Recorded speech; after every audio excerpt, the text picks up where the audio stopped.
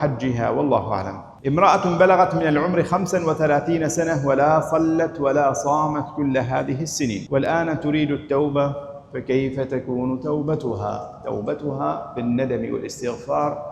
يعني سبحان الله، مع كوننا في هذا الزمان وهذا التطور، لكن هذه الحالات متعددة وكثيرة.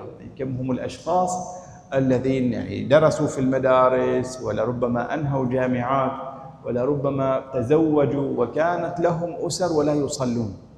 أنا لا أدري ما سبب هذه الظاهرة في مجتمع مسلم محافظ ملتزم بأمر الله تعالى، وهو يرى الناس يصلون ومع ذلك يبقى هذه السنين لا يصلي. تبدأ القضية بتهاون بصلاة واحدة ثم صلاتين ثم يمضي على هذا الأمر. على أي حال يلزمها أن تتوب، بأن تندم على ما مضى منها، وأن تقضي ما عليها بقدر ما ييسر الله تعالى لها من قضاء. وهذا القضاء يعني ليس له وقت محدد، يمكنها في وقت الصباح أن تقضي عدة صلوات متتابعة هكذا في ما بين الظهر والعصر مثلا.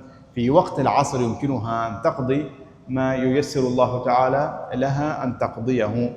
وإن أرادت أن تجعل مع كل صلاة سؤالا قبل الصلاة وبعد الصلاة تقضي صلاة، فهذا أيضا حسن في مثل هذا الأمر. وهذا سيكلفها يعني على الأقل في حدود 16 سنة أنها ستبقى تقضي، ولتجعل في نفسها أن قبل الصلاة الفلانية أصلي صلاة، بعد الصلاة الفلانية أصلي صلاة، وهذا سييسر لها القضاء والله تعالى أعلم.